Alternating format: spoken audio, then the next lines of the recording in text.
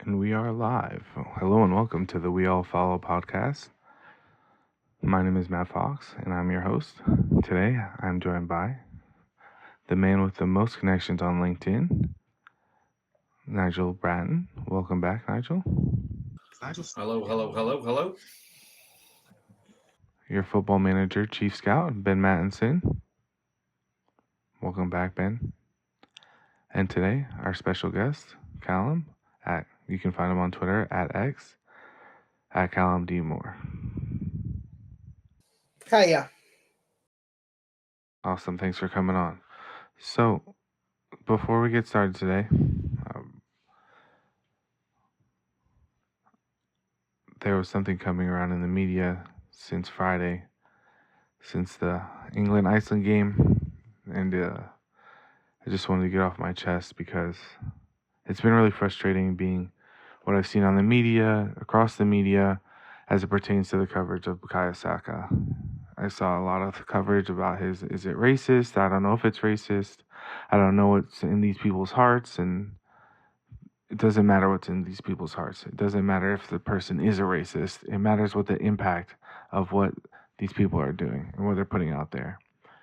And the impact of having a player who played 25 minutes in a game, who in a tune-up friendly, where the team was rotating, where you have Foden kicking the ball into Rosette several times, and the story of the game is a young black man who's been putting this team on his back for the last 3 years. And it's absolutely disgusting, and it's unacceptable. And you have teams of fans of different teams, of different players who are talking about how, oh, it's an Arsenal thing. It's not an Arsenal thing. It's not a Chelsea thing. It has nothing to do with our teams.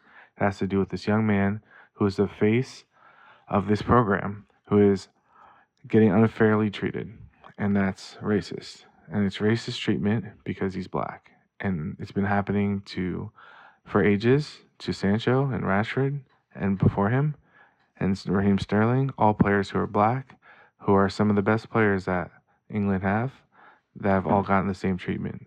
And it's unacceptable. Everyone needs to stand up and say that it's unacceptable. It doesn't matter whether people have racism in their heart.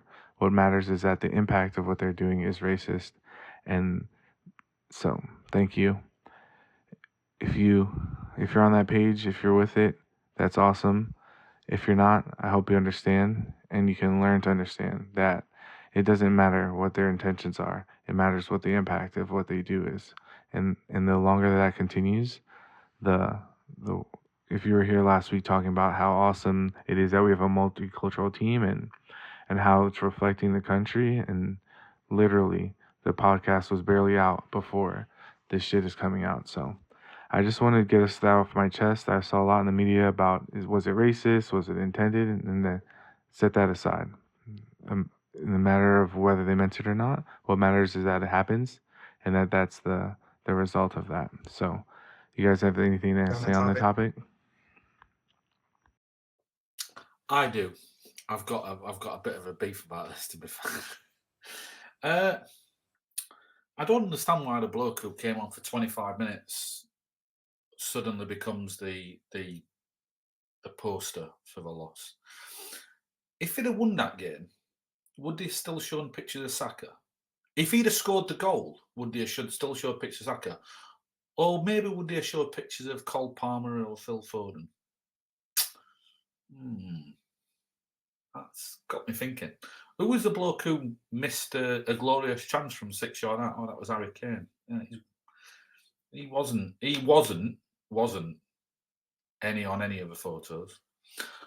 But we did pick Saka, so I think that's what would be institutional racism, isn't it? Because the press just thought, let's pick the guy, let's pick him. He's the one who was vilified before when he missed a penalty when he was 19 in the Euros final. Yeah, let's pick him again. Easy target. Darren Lewis from the Mirror, top guy. Top guy. Come out. He's obliterated his fellow journalists and said, you're wrong and you need to stop it. So has Ian Wright. So, but yeah, they need to fix up because it's just ridiculous. Ridiculous. Agree wholeheartedly, nice. So, yeah, that's been grinding my gears the last couple of days. And go ahead, Ben. No, I was going to say as well, it's just, yeah, I completely agree with everything you're both saying. And it's just a shame to see, like, it's nothing new, like we're used to it. It always happens as soon as the face of the loss.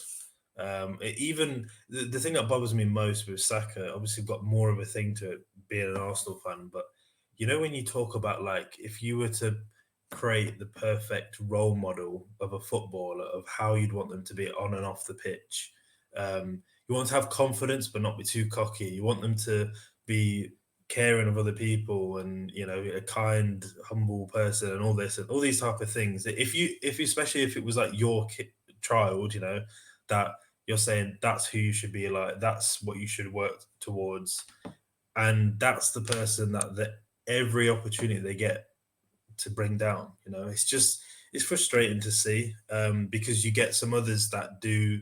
It's not that I'm like, well, we should bring them down. It's more that why do we have to bring these young, talented players down at all?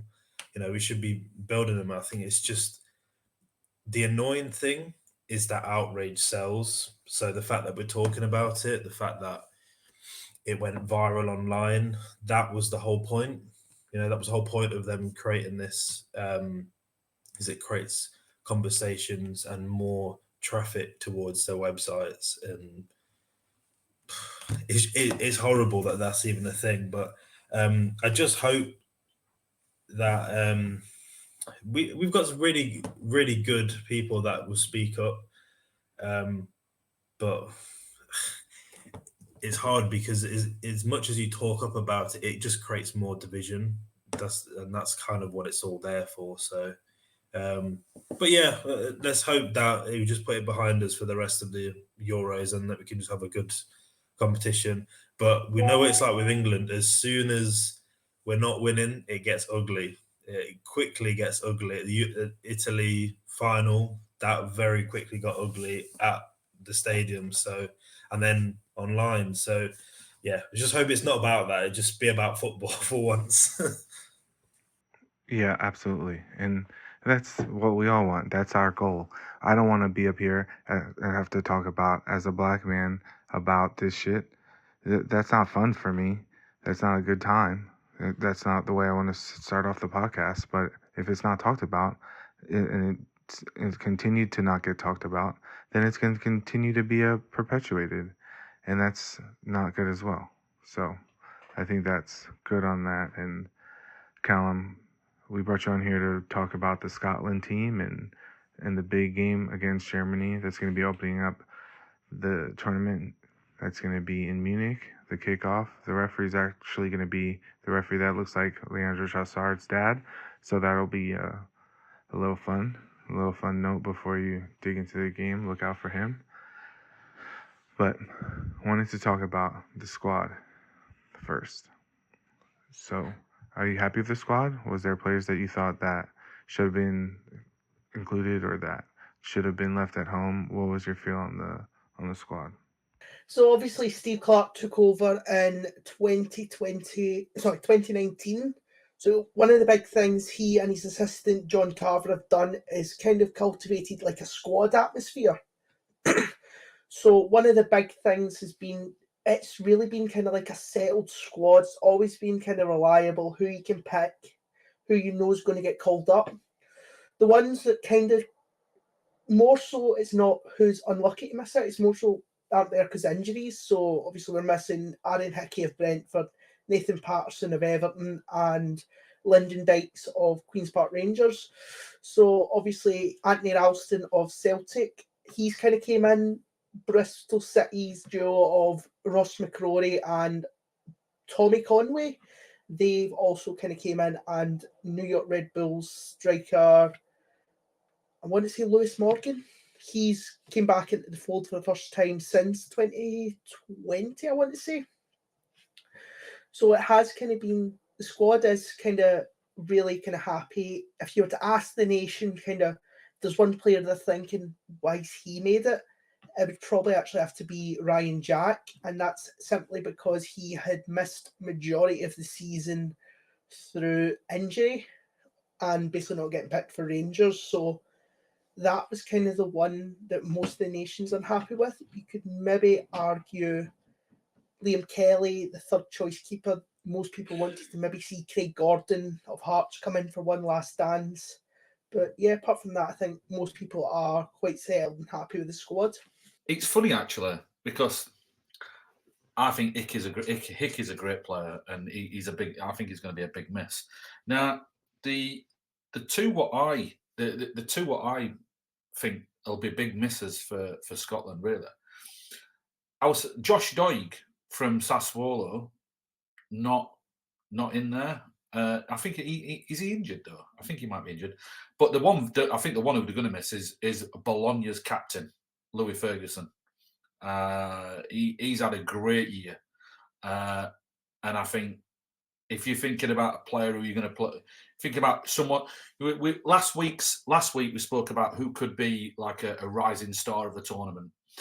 If he was in the squad, I think he's one of them who people will have missed that he was part of this Bologna team, what finished fourth and was great in Serie A last year. People will miss that. If you saw him in the Euros, he might then get a lot of attention. I think he's going to be a big miss for Scotland. Callum might tell me different, but from what I've seen of him, I thought he's a top player. No, I would agree with you, Nigel. I do think Lewis is a big miss. I want to go back to your point on Josh Doig. I think he would actually be probably the third choice or fourth choice right back, even left back, sorry, because they've got Red Taylor of Celtic as third choice, and then obviously you've got Kieran Tierney, who acts more as kind of a left central defender, and obviously Andy Robertson. I think they two, in the event, for example, Robertson gets injured, you would just have Kieran Tierney, and we would revert from a back three to a back four. So I think that Lewis obviously is a massive miss. He's kind of been getting a bit more minutes, so hopefully he will kind of recover from his ACL and basically make his mark on Scotland squad. Ben, what do you think? We have players from a bunch of different teams and leagues, and it's kind of spread all over. It's pretty interesting. They're drawing from a wide swath of player group. Who stands out for you? Sorry, I couldn't hear you. Do you mean it for Scotland or for that they're going to play against? For Scotland, of the players who are the players who have been picked, who's standing out for you as other starters, somebody who might come off the bench to make an impact? Yeah. I mean, I don't watch a lot of Scottish football, but I've seen that Shankland is in the team, and I've seen that he's had a good year. So that would be is a good addition to the squad. Another different type of goal threat, and someone that's really good, kind of linking up with players around him. I think their biggest one is McTominay. Like he gets like joked about a bit by Man United fans, but for Scotland, people forget that he was a striker at academy level, and it was only Solskjaer that started playing him in midfield. And I think when you look at his instincts in the box, even when he's played in midfield, he always comes into the box and makes a difference. And he's one of these players. I remember there was always players when he used to play football and they didn't look tidy or anything, but they would just always get the ball in the box. They just had a knack for getting on the end of crosses and really attacking the box. And I think he could. There's a couple of games that I look at, particularly for the Switzerland game. I think his presence will be massive because I don't think Switzerland's defense is the best. And yeah, so that him for me. There's a couple of players I thought have had quite good seasons, but gone a bit under the radar. So obviously Billy Gilmore and Ryan Christie as well, at Bournemouth, and the two of them have had quite good years. So it'll be interesting to see how they can translate that over to the national team as well. But I think they've got a bit of a. I've not seen enough to comment on it, but I think they've got a decent chance, especially with now you've got third place could go through, so they could scrape through there because obviously there's Germany, but it's the other where I feel like it's anyone's.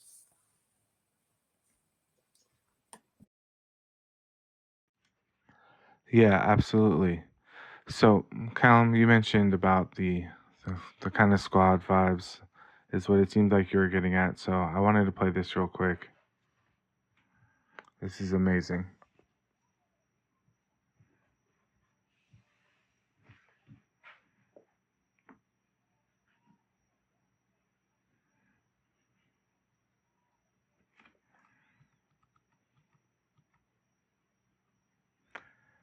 So that is John McGinn dancing with Bavarian dancers, it appears, as a welcome.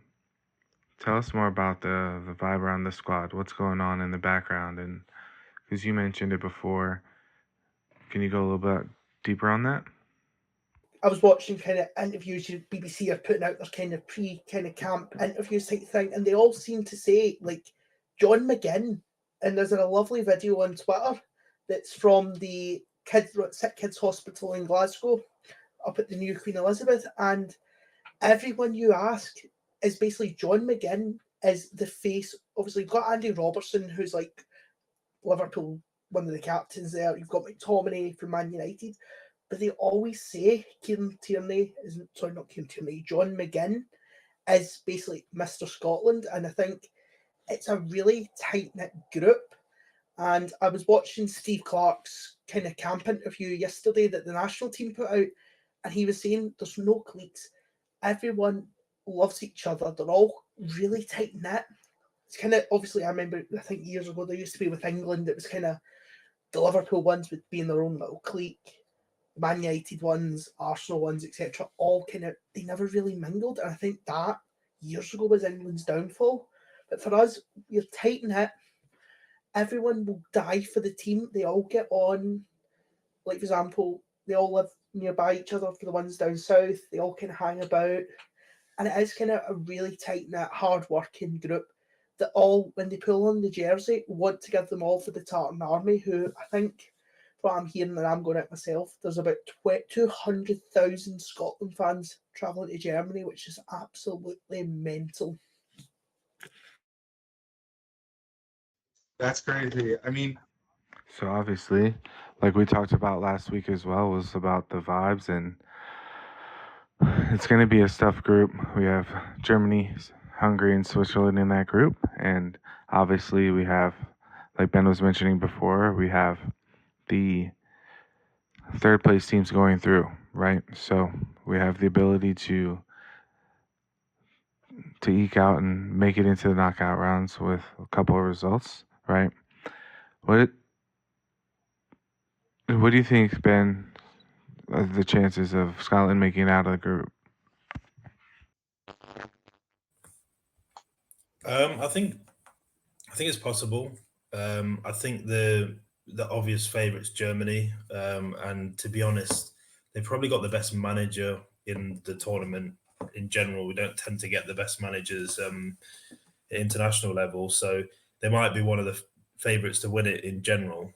But in terms of the rest of the team, the rest of the group, with both Hungary Hungary have been quite inconsistent.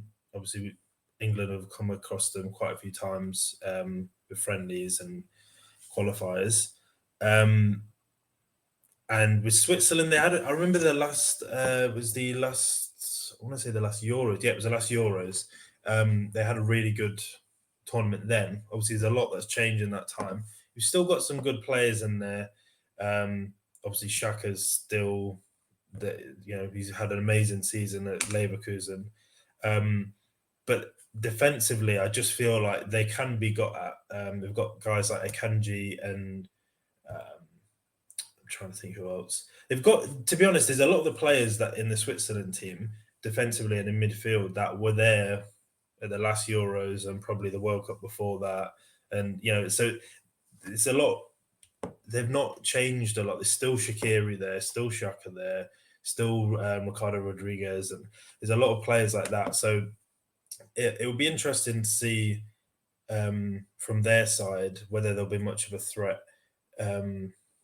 And in their attack as well, they've got some younger players. So there's not a lot to be excited about from their side. Whereas I feel like the thing that Scotland have going for them compared to some of these teams is it seems like they are a team. It's almost like a club where you get that togetherness, which a lot of nations, it can feel that there's more rivalries within there, or that it doesn't mean as much. If they were to get out the group, it would be huge, and they've got a really good chance. So I feel like they're going to put everything into every game right till the end, and they've got a lot of players like we're talking about with McGinn and McTominay, that you can just imagine getting a late goal, nicking a late goal in the box, or coming out to edge of the box, McGinn top corner. So I'll come back to this if it happens.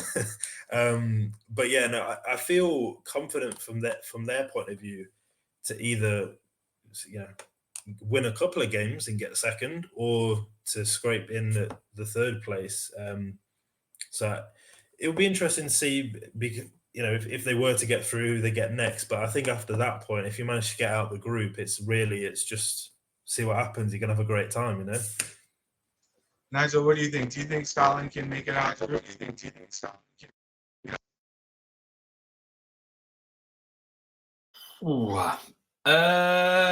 I think they can. I think Scotland can make it out of the group. I actually think Hungary will finish bottom of that group. I think Hungary's had a great couple of years where they were kind of on top of everything, weren't they, and stuff like that. But you watch some of their players over the last year. Peter Galassi's not been great in goal, and Dominic Szoboszlai's got more looks and winks at the camera than he has assists and goals, and the Shalais have really stopped performing and stuff like that. And I just Willie Orban's gone off the boil at Leipzig, and he's kind of been took over by Simakan and Lekeba and stuff like that. So I just think Hungary. I don't think Hungary are going to get out of the group.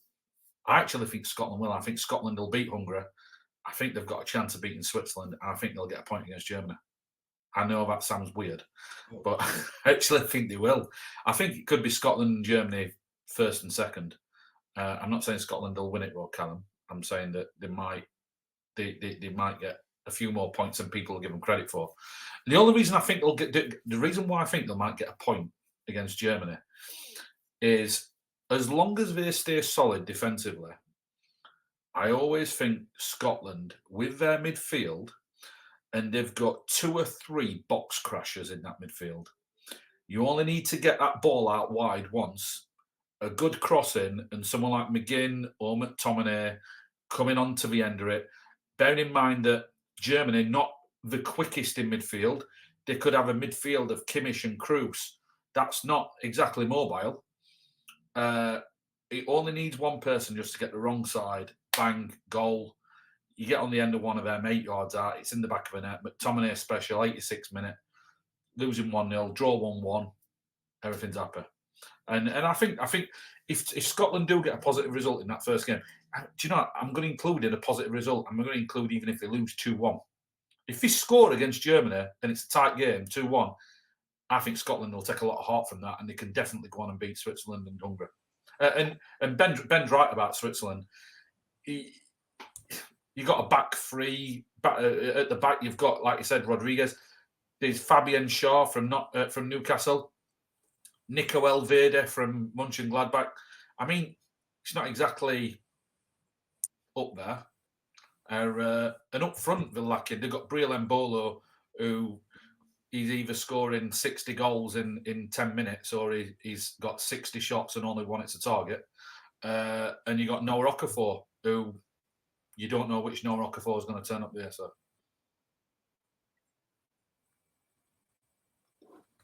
I was going to say, actually, just a quick one. Is it the first game? The first game is Germany as well, which, because they're the hosts always, there tend to be so much pressure on the first game, and a lot of the time they end up losing. I've seen it so often that they end up losing the first game or not getting the result that everyone thinks, even though on paper it looks like they should win. So, if, like what you're saying, Nigel, if they manage to get a positive result there, then yeah.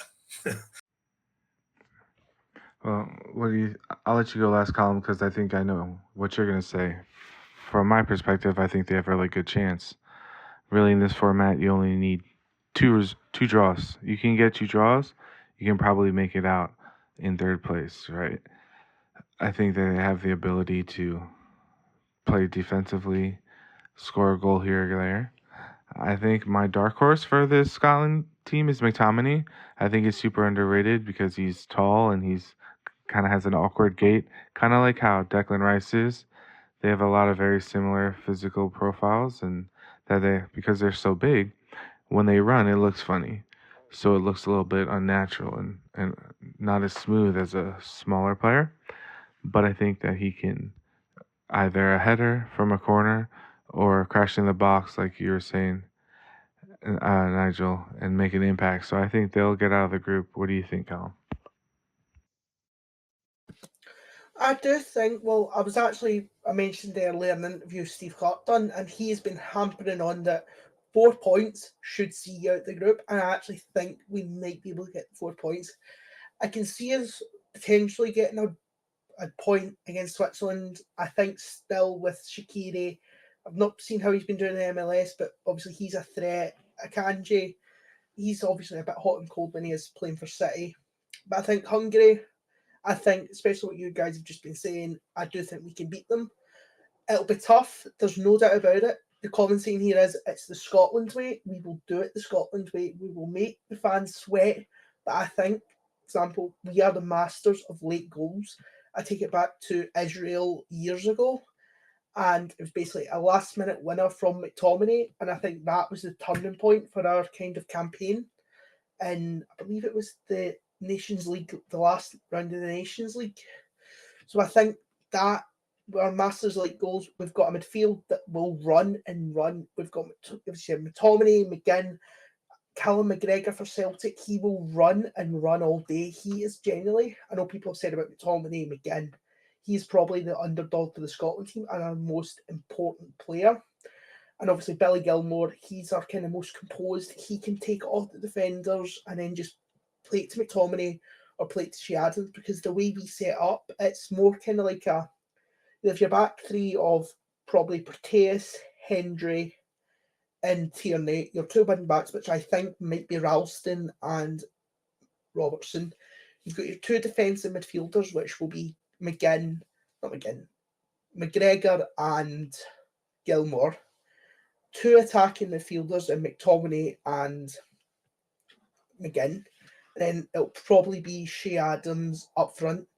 And I think with Shea up front, he brings us something a bit different, because obviously Germany's not the quickest back line, I don't think. He'll be able to take on the turn quickly and just play it in. And then obviously you've got Lon Shankland, who was absolutely unreal for Hearts this year. It's got linked with moves to Everton, links to Rangers, Celtic. Obviously, I was brought up a Dundee United fan by my dad, and I work for my local club with Albion Rovers, who are in the kind of lower leagues of Scottish football, and we played against Shankland and even Robertson when they were kind of at Queen's Park. So they've kind of really kind of embodied what it is. You've seen it with, like, it is generally a really top team. We've got Angus Gunn in goals as well, who is the son of former Scotland and Norwich goalkeeper Brian Gunn. But no, I do actually think we stand a chance of getting out the group, but it'll be hard and it'll take hard work, but I think we can do it. Yeah, I think you guys can do it. Let's get to the game now. We touched on it a little bit with Nigel. June 14th, 9 p.m. local time, UTC -1, so you can set your clocks to that. It'll be pretty early on my side of the world at the Allianz. I think it's one of the coolest stadiums, honestly, that they can make the outside of the stadium look like the flag. It always looks so cool, especially at nighttime.